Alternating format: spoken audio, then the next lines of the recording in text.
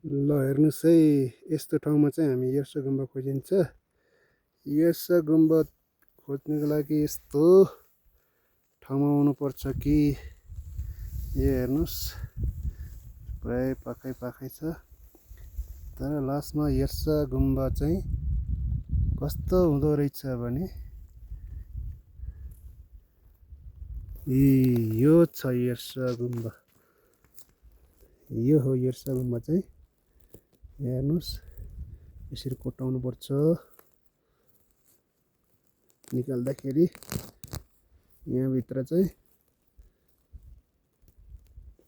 खासै यो किरा हुँदो रहेछ। किरा मरेर चाहिँ यस्तो आउँदो रहेछ। हेर्नुहोस् है, म देखाउँछु यर्सा गुम्बा। बिस्तारै निकाल्नुपर्छ, फेरि छुट्टिहाल्छ यो। यो हो यर्सा गुम्बा। ल हेर्नुहोस्।